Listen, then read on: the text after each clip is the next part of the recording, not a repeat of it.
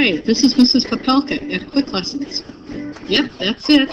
Where smart people go to learn stuff fast.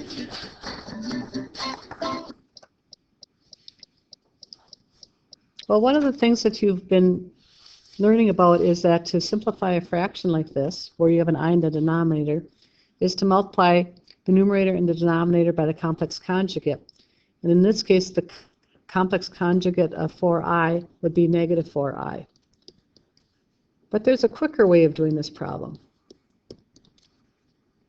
Okay, so we could do it this way, but we're not. What we're going to do instead is multiply the numerator and the denominator simply by I.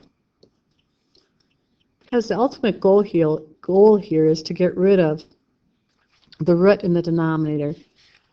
We want to do it the easiest way.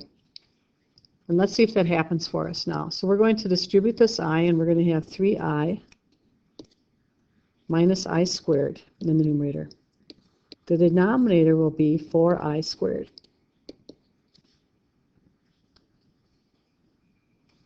Remember that I squared is negative 1, so this is going to be equal to negative 1. And we have a negative sign out in front of that, so we're going to take the opposite negative 1, which is positive 1. So write the numerator as 1 plus 3i. I'm starting to get the problem into standard form. Again, in the denominator, I squared is negative 1, so 4 times that will be negative 4. 4i squared is equal to negative 4. Now we want our final answer in a plus bi form, so I'm going to distribute the negative 4 and write my final answer as negative 1/4 minus 3/4 I. Make sure we know that I is in the numerator in our final answer. We can check this on our graphing calculator. And the problem was in the numerator, 3 minus I. We have to make sure that we group that numerator.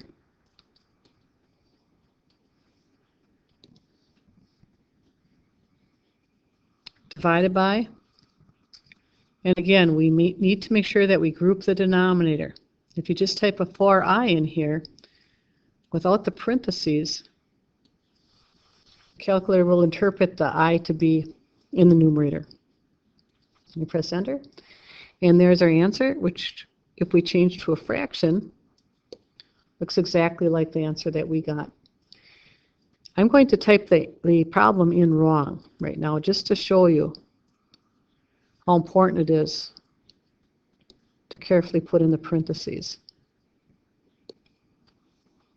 So this time I'm not putting the parentheses in the denominator, so this is doing the problem incorrectly on the calculator. And notice that we have an answer